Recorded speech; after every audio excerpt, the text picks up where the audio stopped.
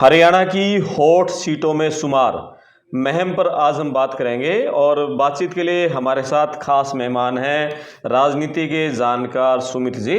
तो सुमित जी से पूछेंगे कि मुहिम में क्या कुछ चल रहा है, क्योंकि पिछले 10 दिन से लगातार कई इस तरह की चर्चाएं आ रही हैं, कभी कोई ऊपर कभी कोई नीचे और कोई किसी के समीकरण बिगाड़ रहा है।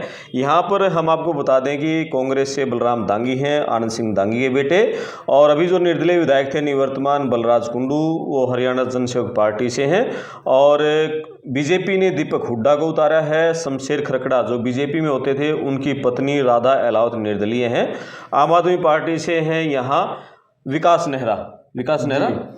नेहरा हैं, और एक यहाँ 2 बार विधायक रह चुके हैं शमशेर बाली, वो भी निर्दलीय चुनाव लड़ रहे हैं।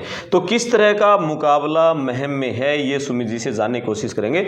आप भी कमेंट्स करके बताएं कि मुहिम का चुनावी मिजाज, सियासी मूड क्या लग रहा है। जी सुमित जी नमस्ते। नमस्ते गिल साहब, और आपका स्वागत है जी। और थोड़ा आपके पड़ताल टीवी के जितने भी दर्शक आपके हमारे साथ जुड़े हैं उनको भी मैं राम राम नमस्कार। बिल्कुल, मैंने जो ये प्रत्याशियों के नाम बताए हैं, 6 प्रत्याशियों के नाम आपने गिनवाए। एक एक करके मैं पूछता रहूंगा आपसे जी। सबसे पहले राधा अहलावत पे बात करते हैं, और उनके प्रति शमशेर खरकड़ा यहाँ से हार की हैट्रिक लगा चुके हैं, 3 बार हार चुके हैं। एक बार लोकसभा चुनाव भी आ रहे थे रोहतक से, इनेलो की टिकट पर लड़ा था। तो राधा अहलावत इस बार शमशेर खरकड़ा ने अपनी पत्नी को आगे किया, कैसा चुनाव उनका देख रहे हो आप? ये भी बहुत अच्छी शुरुआत आपने करी कि 6 उम्मीदवारों में वो अकेली महिला है, तो महिला लेडीज फर्स्ट के हिसाब से आपने सबसे पहले जिक्र उनका कर दिया। शमशेर खरकड़ा जी की वो धर्म पत्नी है। शमशेर खरकड़ा जी 3 बार यहाँ से चुनाव हार चुके हैं। लगातार 3 चुनाव उन्होंने फाइट कर रहे हैं। लोकसभा का चुनाव भी उन्होंने फाइट किया था जी। और पार्टी भी वो बदलते रहे हैं, और अभी हाल वो बीजेपी में ही थे। पिछली बार का चुनाव भी उन्होंने भाजपा से ही टिकट लेकर के फाइट करा था। एक खास बात उनकी क्या रही पिछले चुनाव में कि वो गांव-गांव जाकर के टिकट वितरण से पहले ये कहा करते कि वह टिकट तो मैं जेब में रखता हूं। तो इस चुनाव में एक खास बात तो क्या हुई है कि पता नहीं उनकी टिकट कटी कि जेब कटी, लेकिन उनको भाजपा की तरफ से टिकट नहीं मिली, और उन्होंने अपना निर्दलीय चुनाव फाइट करने का मन बनाया, और अपनी जगह पे उन्होंने अपनी धर्मपत्नी को आगे चुनावी दंगल में उतारा है। और कहीं से मेरे को चर्चा सुनने में ये मिली कि किसी ज्योतिषी ने भी उनके कान में ये कह दिया कि आप बार बार चुनाव हारने लग रहे हो, आपकी जो धर्मपत्नी है उनको आगे करो, ये आपके लिए। तो मेरे को बड़ा अजीब लगा कि इतना महम, इतना कद्दावर और पंचायती हल्का है, और शमशेर खरकड़ा भी पंचायती आदमी है, उसके बावजूद भी वो इस तरह की चीज़ों में विश्वास करते हैं। खैर कोई नहीं है, उनका निजी मसला है। अब बात आता हूँ कि मैं आज राधा जी कहाँ पे स्टैंड करती हैं। तो ये महम हल्का बड़ा जागरूक हल्का है, और किसान आंदोलन में महम हल्के के किसान कितना उसको लेकर के जागरूक थे, कितना उसको लेकर के गुस्से में थे, और कितनी बढ़ चढ़ करके इन्होंने उसमें अपनी भूमिका अदा करी, वो सब किसी से छुपा नहीं है। ये किसान आंदोलन के इसमें ये किसी कानून के साथ थे? मैं उसी बात पे मैं आपको लेके आना चाह रहा था कि भाजपा में शामिल थे, ये भाजपा में थे। हाँ, जो पूरा महम हल्का कृषि के काले कानूनों के खिलाफ था, उस दौरान शमशेर खरकड़ा उनकी बोरबड़ाई करने लग रहे थे, कृषि कानूनों की। हाँ, बकायदा वो अपना क्षेत्रीय जो नेता है भाजपा के, उनके साथ धरने पर भी बैठे थे। अच्छा। धरना था उनका किसानों के खिलाफ। ओके। तो है इसका कोई रिकॉर्ड है किसानों के खिलाफ धरने पर बैठे? किसानों के खिलाफ देखो, उन्होंने बहाना पकड़ा था कि हम SYL के लिए बैठे हैं। अच्छा। लेकिन वो दरार वो डालना चाहते थे हरियाणा और पंजाब के किसानों के बीच में। ये तो उनका एक बहाना था कि भाई वो हम तो SYL के लिए बैठे हैं। लेकिन भाजपा को SYL उस टाइम पे कैसे याद आई जब किसान आंदोलन चला हुआ है। जी जी जी। तो वो उनका ये था कि भाई अगर हरियाणा का किसान SYL की उसमें आएगा, बातों में आएगा, और वो पंजाब के किसान से अलग हो जाएगा, 2 फाड़ हो जाएगा। लेकिन इनकी साजिशें नाकाम हुई। ठीक है। तो ये महम का जागरूक मतदाता उस बात को भूला नहीं है कि कैसे किसानों के साथ नहीं। कैसा चुनाव देख रहे हैं उनका चुनाव ये है कि उनकी चुनाव आज के दिन तीसरे और चौथे नंबर की फाइट है। पहले दूसरे में नहीं है, पहले दूसरे में कोई गिनती नहीं है, और वो तीसरे और जो चौथे जो अपना भाई कंपटीटर हैं उनके बीच में लड़ाई की तीसरे पे आने की लड़ाई है। ठीक कि है। भी तीसरे पे कौन रहेगा। ठीक है। अगला कैंडिडेट बीजेपी पे बात करेंगे। दीपक हुड्डा हैं, किलोई हल्के के रहने वाले हैं और कबड्डी के खिलाड़ी रहे हैं, टीम के कप्तान रहे हैं। वो यहाँ आए हैं, बिल्कुल बाहरी उम्मीदवार हैं इस हल्के से आज तक। दीपक निवास हुड्डा किलोई के रहने वाले नहीं है, लेकिन उनका मूल गांव किलोई में है। किलोई हल्के के, किलोई हल्के का चमारिया गांव है। हाँ, चमारिया गांव है। सुनने में तो यह है कि रहना तो उनका यहीं पे है, लेकिन कहाँ का है कैंडिडेट, कहाँ का, मेरी नज़र में, मेरा पर्सनल ओपिनियन अगर आप पूछो तो ये कोई मैटर नहीं करता। लेकिन एक चीज़ मैं आपको कहूँगा, मैं उनके व्यक्तित्व के ऊपर नहीं जाऊँगा, लेकिन एक चीज़ मैं, बीजेपी का चुनाव कहाँ खड़ा है? बीजेपी का चुनाव कहाँ खड़ा है, मैं उस पर बात करूँगा। आज के दिन भी वो बहुत पीछे हैं, और उसकी सबसे बड़ी वजह क्या है कि उनको राजनीतिक, पॉलिटिकल या चुनाव का एक्सपीरियंस नहीं है जी। वो अपनी टीम को इकट्ठा नहीं कर पाए, मैनेज नहीं कर पाए। हकीकत में तो बात यहाँ तक है कि एक चुनाव अधिकारी जिनकी ड्यूटी लगी हुई है, वो 2 दिन पहले मेरे साथ बैठे थे, मेरी उनके साथ मित्रता है। तो उन्होंने ये बताया कि भाई जब पूरे के पूरे जितने भी उम्मीदवार हैं महम के, सब ने अपनी सारी परमिशन, गाड़ी वाड़ी सब की परमिशन ले ली थी। दीपक हुड्डा अपनी गाड़ियों की परमिशन भी नहीं ले पाए थे, क्योंकि उनको पता नहीं है सारे प्रोसीजर का, और कि कैसे सारी चीजें फॉलो अप की जाती है। बिल्कुल। तो वो खुद अधिकारी इनके ऑफिस पे आए हैं कि आपकी गाड़ियां और आपकी ये दिक्कत आ जाएगी और हमारे ऊपर भी बात आएगी, तो हमें कोई एक्शन ना लेना पड़े, आपसे निवेदन है, हम आपकी हेल्प भी करेंगे, आप प्लीज कृपया करके एक बार इनकी सभी की परमिशन ले लो। तो इससे आप अनुमान लगा सकते हो कि वो उनका चुनाव वो कहाँ खड़े हैं। ठीक है। उसके बाद बात करते हैं, यहाँ से निर्दलीय हैं बलराज कुंडू, अभी वर्तमान में विधायक हैं, उनका चुनाव कैसे देख रहे हो? निर्दलीय विधायक मौके के जो अपने यहाँ पे विधायक भी थे, बाद में उन्होंने अपनी पार्टी बना ली, और पार्टी बनाने के बाद आज वो चुनाव जो फाइट है पहले नंबर की, उसमें वो सबसे आगे हैं, और उनके जो सबसे आगे हैं। तो ये कांग्रेस कहाँ गई फिर? कांग्रेस चली गई दूसरे नंबर पे चली गई, लेकिन वो भी पहले नंबर के नजदीक नहीं है। और पिछले 5-7 दिन पहले कुछ रूमर ऐसे फैले थे कि भाई 1 नेक 2 नेक फंस गया है चुनाव, लेकिन ऐसी बात कुछ नहीं। बाद में आकर के वो सारी चीजें क्लियर हुई। महम का मतदाता, कोर वोटर जो बलराज कुंडू का है, जो गरीब तबका है, जो जानता है कि भाई इस विधायक ने 5 साल बीच में खड़ा होकर के तुम्हारे लिए, आधी रात को खड़ा होकर के तुम्हारे लिए काम आया है, वो कोई भी ताकत उसको बलराज कुंडू से तोड़ नहीं पा रही। लेकिन मैं भी हल्के घूमा हूँ, लोगों से मेरी बातचीत हुई है, लोगों ने ये कहा है कि जैसे दीपेंद्र हुड्डा यहाँ आए हैं, उसके बाद बलराम दांगी शुरुआत में जो चुनाव उनका कमजोर था, काफी मजबूत हुआ उनका चुनाव। भूपेंद्र हुड्डा अगर बलराम दांगी के लिए वोट मांगने आए हैं इसी करके, तो वो दूसरे नंबर पे उनको बताने लग रहा हूँ। अच्छा। अगर वो इनकी वोट मांगने ना आए तो ये तीसरे चौथे नंबर पे नहीं थे, इनकी जमानत जब्त हो जानी थी। और मैं एक कमाल की बात आपको कहूंगा कि बलराम दांगी महम में कैसे विधायक, मतलब कि प्रत्याशी उम्मीदवार हैं कि जिनका वोट मांगने के लिए अपना कोई एजेंडा, अपनी कोई छवि, अपनी कोई क्रेडिबिलिटी नहीं है।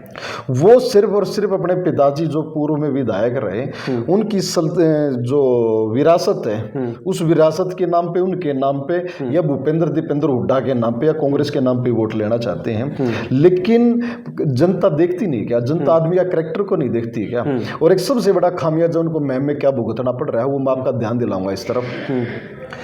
जो आपने पिछले दिनों कांग्रेस के कुछ प्रत्याशियों की तरफ से ऐसी स्टेटमेंट देखी होंगी कि 50 वोटों के ऊपर एक नौकरी वगैरह वगैरह इस टाइप की, या हम नौकरियां बांटेंगे, इन्होंने वो जिन जगा दिया जो इनकी सरकार रहते हुए दांगी जैसे, मतलब कि विधायकों ने या मंत्रियों ने नौकरियों की बंदरबाट करी थी। खुद उनके पैतृक गांव मदीना से आज एक लंबी चौड़ी, मतलब लिस्ट भी है, और पूरे हल्के में घूमने और खड़े होकर के कहने वाले लोग हैं कि भी हम दांगी परिवार के खिलाफ हैं, कांग्रेस के खिलाफ नहीं है, दांगी परिवार के खिलाफ है कि इन्होंने हमारे बच्चों के नौकरी लगते लगते इंटेलिजेंट बच्चों के नाम काटने का काम कराया था।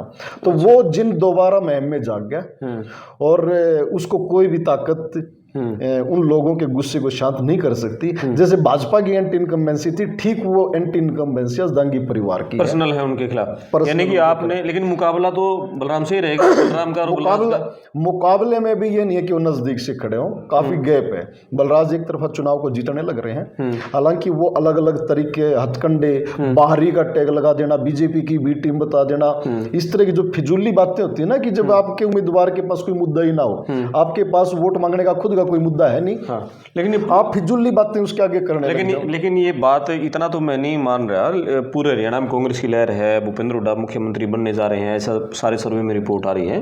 रोहतक से सटा हुआ में इतना तो अंतर नहीं हो पाएगा जिस तरह से आप कह रहे हो कि एक तरफा जीत है बलराज कुंडू की।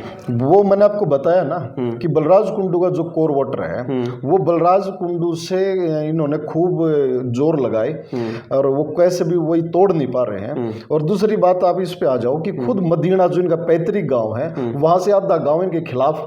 आज तक आपने ऐसा कहीं देखा है कि भाई कोई विधायक रहा और उसके खुद के गांव के उसके गोत के लोग और तख्ती लेकर के पूरे हल्के में घूम रहे हो कि दांगी अकेला वो नहीं है, हम भी दांगी हैं। अच्छा। मदीना गांव अकेले, मदीने गांव का अकेला वो ठेकेदार नहीं है, हम मदीना हमारा भी गांव है। चलो इसके हम ग्राउंड रिपोर्ट लेंगे। अब बात करते हैं बाली पहलवान की और आम आदमी पार्टी के विकास नेहरा की। ये दो खड़े हैं, इनका क्या चुनाव कहाँ देख रहे हैं, कितनी वोट ले जा सकते हैं और इसका नुकसान किसको होने जा रहा है?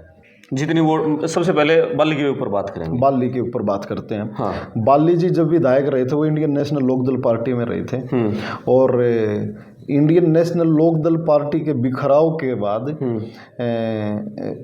जो नुकसान पार्टी को हुआ वो तो आपको पता ही कि कैडर कहाँ चला गया सारा का सारा। लेकिन आप एक जाके एक बात नोटिस करो कि बिखराव भले ही हो गया हो, इनेलो और जेजेपी दो फाड़ हो गए हो, उसके बावजूद भी बाली पहलवान उसमें सक्रिय नहीं रहे और वो एक लंबे अंतराल के बाद दोबारा एकदम से आए हैं। पब्लिक के साथ जो कनेक्टिविटी हो उनकी जो उन्होंने अपनी बरकरार रखनी थी, पब्लिक लोगों के साथ तारतम्य बैठा करके रखना था, वो उन्होंने एक लंबा चौड़ा गैप दे दिया। लेकिन वो बड़े मोखरा गांव से हैं, मोखरा गांव का जो रिजल्ट है फिर क्या देख रहे हो, कितने अपने गांव में कितना प्रभाव छोड़ पाएंगे? सबसे बड़ा तो उनके गांव से ही देखते हैं। इस बात में कोई दो राय नहीं है कि अपने गोत के नाम से, गांव के नाम से पड़ोसी करके या अपना परिवार ठोड़ा कुणबा करके लोग वोट तो देते ही हैं। मैं ये नहीं कहूँगा कि उनका भी उनके साथ वोट आएंगी नहीं या वो जीरो पे खड़े हैं, वोट तो उनको आएंगी, लेकिन उसको उस लेवल तक हम नहीं मानेंगे कि वो एक लंबा चौड़ा भाई। उसका नुकसान किसको होने जा रहा है? नुकसान उसका बटेगा, सभी को होगा, सबको होगा। ठीक है। एक बात सीधी सी है कि मान लो जो व्यक्ति उसकी वोट अपना गांव का करके डालने लग रहा है और अगर वो उसकी वोट नहीं डालेगा तो उसके बाद तो उसका निर्णय होता ना कि वो किसी को भी डाल सकता था। ठीक है। आम आदमी पार्टी विकास नेहरा, आम आदमी पार्टी विकास नेहरा की ये अच्छा लड़का है, मतलब कि ऊर्जावान है, यंग चेहरा है और सभी को चुनाव यहाँ पे फाइट करना चाहिए। हम किसी पार्टी के ऊपर कभी आज तक ये आरोप नहीं लगाते ये बी टीम है, वोट कट हुए हैं, फलाना ढिमकाज। आपने देखा होगा ना इस चुनाव में कि बहुत, बल्कि कांग्रेस की टीम ने तो एक काम और कर दिया, राहुल जी एजेंडे के साथ आया करते, उनके दिमाग में भी किसी ने ये वाहियात सोच प्लांट कर दी। उन्होंने भी इस तरह की टिप्पणी आज करी है। उन्होंने भी कह दिया कि इस देश में चुनाव लड़ने का हक बस केवल कांग्रेस और भाजपा को है और सबको नकार दो। तो वो उनके लिए बहुत ज्यादा घातक होने वाला है, वो लोकतंत्र के ऊपर चोट करने लग रहे हैं। तो मैं वापस अब विकास नेहरा के ऊपर आता हूँ। विकास नेहरा से जो टेक्निकल गलती जो हुई है ना, वो ये क्या हुई कि उनके गांव ने इकट्ठा करके एक तरह से फरमान जारी कर दिया कि पूरा गांव, जैसे अपना लोग हमारे समाज में परंपरा है ना कि वो लोटे नून डाल लो, प्रण ले लेना, वो एक तरह से बांध लेना, आपको धर्म संकट में फंसा देना कि पूरा गांव विकास की वोट डालेगा, ये इस टाइप की चीजें। दूसरा, कोई उम्मीदवार गांव में आएगा, चाहे दीपेंद्र ही क्यों ना आ जाए वोट मांगने के लिए, तो उसके लिए ज़्यादा जन समर्थन नहीं होना है, खड़े नहीं पाना है, वगैरह वगैरह, इस टाइप की जो बातें पंचायत करके उन्होंने करी। ये लोकतंत्र में इन चीज़ों को कोई स्थान नहीं है, ये कोई तरीका नहीं चुनाव लड़ने का। आज विकास नेहरा अपने गाँव निंदाना फरमाना वो इकट्ठा करके अगर ये सोचते हैं कि भाई इन चीज़ों को कर लो, तो फिर तो मदीना गाँव को दांगी साहब कर लेंगे, शमशेर खरकड़ा अपने खरकड़ा को कर लेंगे, बाली पहलवान मोखरा को कर लेंगे। ये लोकतंत्र के ऊपर चोट है। तो ये कहीं ना कहीं विकास नेहरा को केवल निंदाना तक समेट करके रख देंगी जी पूरे। और अगर मेरी ये वीडियो अगर विकास नेहरा देख रहे हो, कोई जरूरी नहीं होता कि आज आप चुनाव फाइट कर रहे हो पहले झटके में ही जीत जाओ, आपको लंबा चलना होता है। अगर आपको लंबा चलना है तो आपको सोच भी व्यापक रखनी होती है।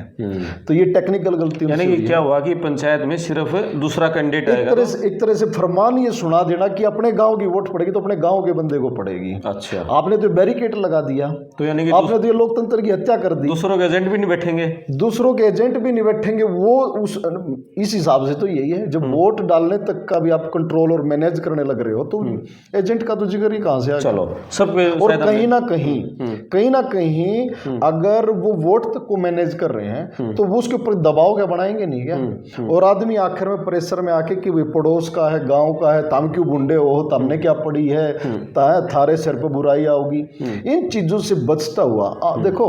और फिर वो उस ट्रैक पे उसी ट्रैक पे वो भी चला जाता है ना चाहते हुए भी। ओवरऑल मेरा जो कहना है, चुनाव कैसे फाइट होना चाहिए, चुनाव फाइट होना चाहिए। 6 उम्मीदवार हैं, 6 के 6 हर गांव में जाएं, हर नुक्कड़ मोड़ पे जाएं, हर चौपाल में जाएं और अपना एजेंडा बताएं कि मैं क्या करने वाला हूं। मैं कल लाखन माजरा गांव में था, मेरे को आज तक इस बात की जानकारी नहीं थी। मैंने पूछा भाई गांव की आबो हवा क्या है, मतलब भाई वोट कौन किसको डाल रहा है। तो वहाँ धीरे धीरे करके जिस बैठक में हम बैठे थे, 4-5 लोग वहाँ पे बैठे थे, 2-3 बुजुर्ग थे, फिर कुछ युवा भी आ गए, 10-15 लोग वहाँ पे इकट्ठा हो गए। हम आधा घंटा उनके बीच में बैठे होंगे। तो चर्चा चल पड़ी, भाई उसकी पोजीशन क्या है, उसकी पोजीशन क्या है, मराद अहलावत का क्या जिक्र है, भाई वो महिला उम्मीदवार हैं। तो उनमें से एक ने कहा लाखन माजरा में कि भाई 400 से 500 वोट ले लेंगी। इतने में ही एक बोला कि नहीं 150 से 200 वोट मैक्सिमम। तो ये जो फीडबैक वहाँ उनकी चौपाल में उसमें बैठक में फिर जिक्र चला माँ बलराज की क्या पोजीशन है। तो उन्होंने कहा कि बलराज को कोई बिसरान वाला नहीं है, आदमी नहीं है बिसरान वाला। और बलराज का एक सबसे बड़ा क्रेडिट जो वो बलराज को दे रहे थे, इसी साल मार्च में गेहूं की पकी पकाई फसल खड़ी थी और कोई चिंगारी ऐसी भड़की कि 40 किले गेहूं के आग लग गई और राख हो गए। तो बलराज कुंडू वहाँ पे गए, मौके के भी विधायक हैं, हर किसान को प्रति एकड़ 10,000 रुपये अपनी जेब से वहाँ पे दे करके आए। वो बोले कि बलराज कुंडू बहुत बड़े दिल वाला आदमी है और उसमें किसी तरह की कोई चूक नहीं है, हर अपने बच्चे से लेकर के बुढ़े तक का सबका ख्याल रखता है। फिर जिक्र चल पड़ा बलराम दांगी का। बलराम दांगी के बारे में वहाँ बैठे बैठे एक अध्यापक थे और एक और युवा, मतलब कि भाई कोई अपना पर्सनल कोई जॉब करते होंगे, वो बोले कि हमारे नाम कटवाए थे। ये जो टैग लगा हुआ है ना कि नाम कटवाने का, कि आप अपने चहेतों को तो नौकरी लगवा दो वहां तक तो ठीक है, लेकिन कोई और अगर ईमानदार या पढ़ा लिखा वेल एजुकेटेड बच्चा अगर नौकरी लगने लग रहा है, वो मेरिट में है, तो उसका नाम उसमें से कटवाने के काम करेंगे। ठीक है, चलो वे देखेंगे चुनाव में कैसा लगेगा। अभी कुछ से हम गाँव में भी जाएंगे मैं के और गांव से भी ग्राउंड रिपोर्ट लेने की कोशिश करेंगे। इनका आकलन है कि बलराज कुंडू यहाँ अभी नंबर 1 पे हैं, नंबर 2 फाइट है बलराम दांगी, और तीसरे और चौथे नंबर पर अब देखते हैं कि राधा अहलावत रहेंगी या फिर आम आदमी पार्टी वाला रहेंगे या फिर बीजेपी वाला रहेंगे, कौन तीसरे पर आता है इस पर सबकी निगाहें रहेंगी। आपका क्या मानना है कि महम से कौन जीत रहा है और 1 और 2 नंबर की फाइट किस में है? क्या सुमित जी ने जो बात कही है उसमें कितना दम है? कमेंट्स करके बताएं। मैं आपका दोस्त करमपाल, धन्यवाद। धन्यवाद सुमित जी। आपका भी धन्यवाद। Thank you. सभी को नमस्ते।